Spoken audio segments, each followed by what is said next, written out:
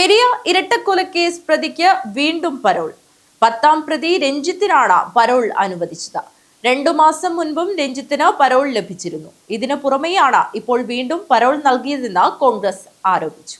Kasaragod youth Congress പ്രവർത്തകരായിരുന്ന കല്യോട്ടെ, Sarath Lal, Kripesh എന്നിവരെ കൊലപ്പെടുത്തിയ കേസിൽ എറണാകുളം CBI കോടതി ഇരട്ട ജീവപര്യന്തം തടവിന് ശിക്ഷിച്ച പ്രതികൾക്കാണ് പരോൾ അനുവദിച്ചത്. കണ്ണൂർ സെൻട്രൽ ജയിലിൽ കഴിയുന്നതിനിടെയാണ് പ്രതികൾക്ക് പരോൾ അനുവദിച്ചത്. നിലവിൽ 1ാം പ്രതി പീതാംബരൻ, ഗിജിൻ എന്നിവർ പരോളിലാണുള്ളത്. ഇതിനിടയിൽ രഞ്ജിത്തിനും പരോൾ അനുവദിക്കുകയായിരുന്നു. ബേക്കൽ പോലീസ് സ്റ്റേഷൻ പരിധിയിൽ പ്രവേശിക്കരുതെന്ന വ്യവസ്ഥയിലാണ് പരോൾ. 2019 ഫെബ്രുവരി 17 നിന്ന് 2019 ഫെബ്രുവരി 17 ബൈക്കിൽ വീട്ടിലേക്ക് പോകുമ്പോഴായിരുന്നു പ്രതികൾ ശരത് ലാലിനെയും കൃപേഷിനെയും വെട്ടിക്കൊലപ്പെടുത്തിയത്. പ്രതികൾ പുറത്തിറങ്ങുന്നത് ക്രമസമാധാന പ്രശ്നത്തിന് കാരണമാവുമെന്ന പോലീസിന്റെ റിപ്പോർട്ട് മറികടന്നാണ് പരോൾ അനുവദിക്കുന്നതെന്ന ആരോപണവുമായി കോൺഗ്രസ് രംഗത്ത് വന്നിട്ടുണ്ട്. News bureau, Kanhangad.